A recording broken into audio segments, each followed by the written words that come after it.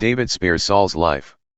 When Saul returned from following the Philistines, he was told, "Behold, David is in the wilderness of Engedi." Then Saul took 3,000 chosen men out of all Israel and went to seek David and his men in front of the Wildgoats Rocks. And he came to the sheepfolds by the way, where there was a cave, and Saul went in to relieve himself. Now David and his men were sitting in the innermost parts of the cave.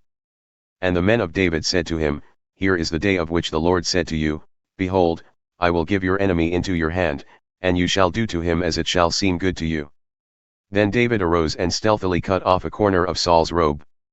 And afterward David's heart struck him, because he had cut off a corner of Saul's robe. He said to his men, "The Lord forbid that I should do this thing to my Lord, the Lord's anointed, to put out my hand against him, seeing he is the Lord's anointed."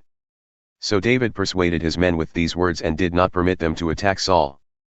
And Saul rose up and left the cave and went on his way. Afterward David also arose and went out of the cave, and called after Saul, "My lord the king." And when Saul looked behind him, David bowed with his face to the earth and paid homage.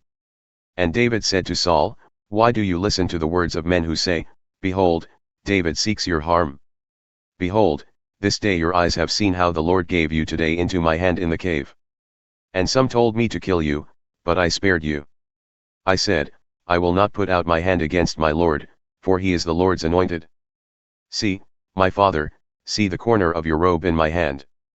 For by the fact that I cut off the corner of your robe and did not kill you, you may know and see that there is no wrong or treason in my hands. I have not sinned against you, though you hunt my life to take it. May the Lord judge between me and you, may the Lord avenge me against you, but my hand shall not be against you. As the proverb of the ancients says, out of the wicked comes wickedness. But my hand shall not be against you. After whom has the king of Israel come out? After whom do you pursue? After a dead dog? After a flea?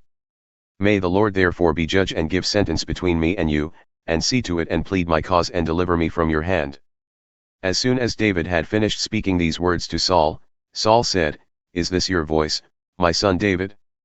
And Saul lifted up his voice and wept. He said to David, "You are more righteous than I, for you have repaid me good, whereas I have repaid you evil.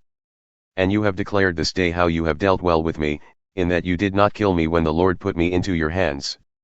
For if a man finds his enemy, will he let him go away safe?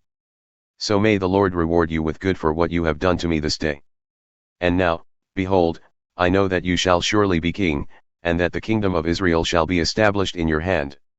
Swear to me therefore by the Lord that you will not cut off my offspring after me, and that you will not destroy my name out of my father's house." And David swore this to Saul. Then Saul went home, but David and his men went up to the stronghold.